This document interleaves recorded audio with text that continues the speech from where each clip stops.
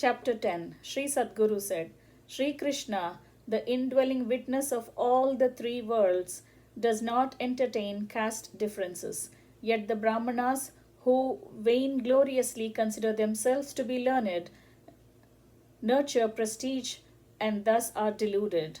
A fruit bearing tree is approached by birds even if it is in a slum.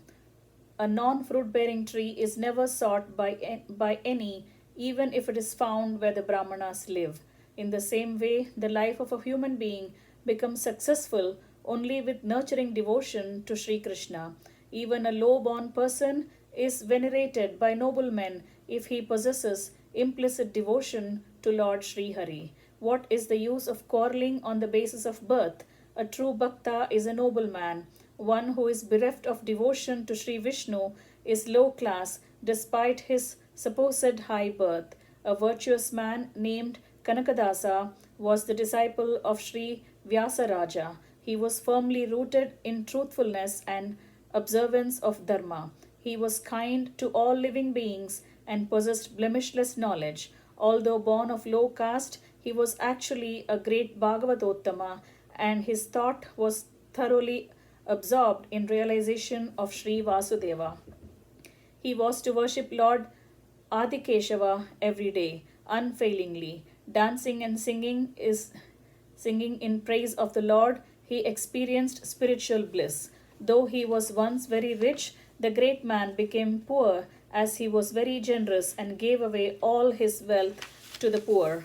The large-hearted man was mentally worshipping Sri Krishna every day and was roaming about the forest grazing cattle. One day, Kanakadasa, the devotee of Sri Hari, had a providential meeting with Sri Vyasaraja, who was travelling in a palanquin followed by his disciples. Mahatma Sri Vyasaraja performed the puja to Sri Krishna inwardly and then spoke to the scholars versed in the Vedas and Vedanta as follows. Sri Vyasaraja said, O Brahmanas, seeing dense growth of tulsi plants in this area, I prayed to Sri Vasudeva in my heart of hearts with devotion. In my heart of hearts, I was making a big garland of holy tulsi leaves and was offering it to my favorite deity, Sri Krishna. That garland had sanctity, yet it did not rest on both the shoulders of Sri Krishna evenly. You, who are noble Brahmanas, knowing the Shastras, please tell me the reason for that. The scholars said, O Master, only the power of deep concentration helps in performing Manasa puja performed in the expense of the mind. It seems that you have not got complete control over your mind. Why do you seek an answer from the Shastras for this? You are a very wise man. Now try to control your mind and meditate upon the Lord.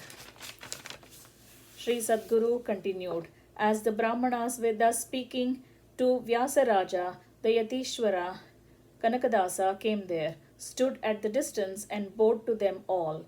Kanakadasa, the Bhakta, voluntarily came there and spoke to Vyasaraja, the yogi, with great excitement arising from bhakti. Sri Kanakadasa said, O Yatindra, as I am born in an untouchable clan, I am devoid of noble practice. Hence, I am unfit even to talk to the Brahmanas. O Guru, illustrious Yati, yet I will tell you now a noble secret. Please have mercy on me and listen to me.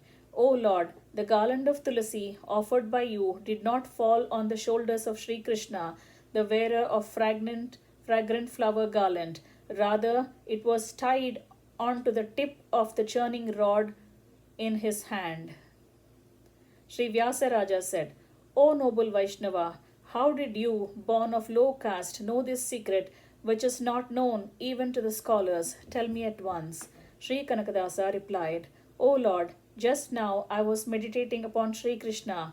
While I was performing Manasa Puja, I learnt this secret. At that time, I saw your garland hanging from the tip of the churning rod held by the Lord. At once I came here to inform you of that. And all the sadhus are in unanimous agreement that they do not perceive differences among themselves. The same Lord Krishna shines in the heart of both of us. Sri Vyasaraja said, You are a great yogi who have reached the height of achievements. Also, you seem to be a born Vaishnava. You are the most illustrious of Haribhaktas. Hence, your entire clan has got purged of all sins now. Hence, please come closer to me. You are not a Chandala. Those who abuse you due to the pride of high birth are the real Chandalas. Shri Sadguru said.